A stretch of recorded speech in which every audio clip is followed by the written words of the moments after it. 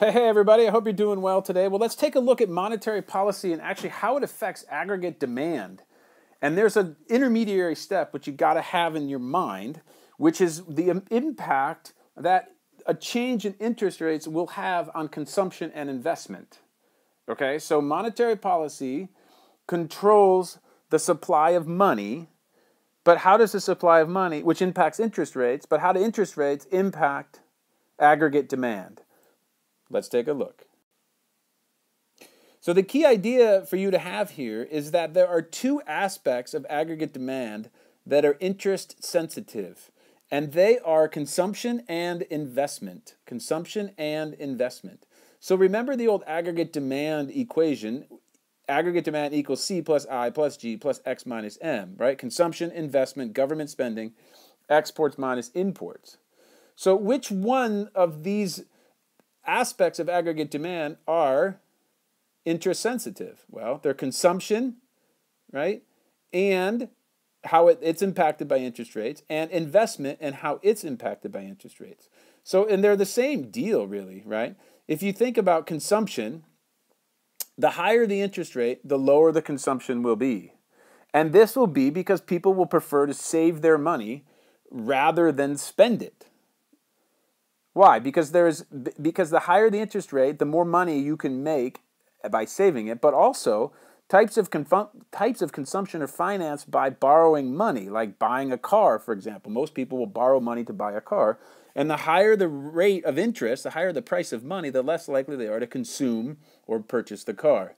And of course, the opposite's true if interest rates are low. And I told you an example in an earlier video.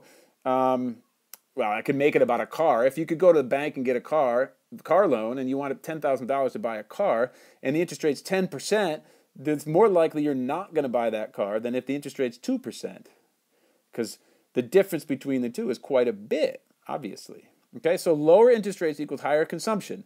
So that's going to affect aggregate demand, either in the positive if there's higher consumption, or in the negative if there's lower consumption.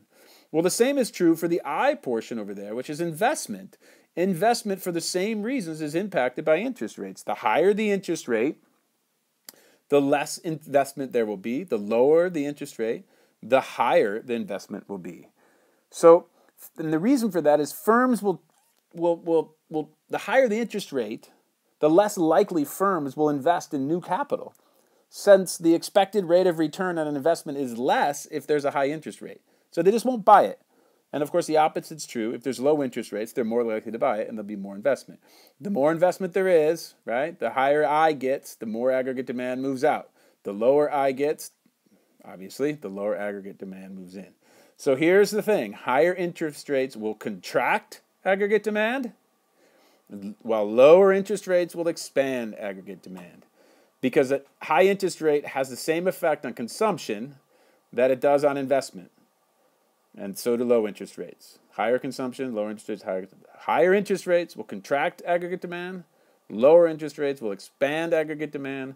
And that's because two aspects of aggregate demand are interest sensitive, and they are consumption and investment. Rock on, my friends. Another layer of monetary policy to understand how that impacts the overall health and growth of an economy. Cool, my friends. I hope you found this video to be helpful, and we'll talk to you in a bit.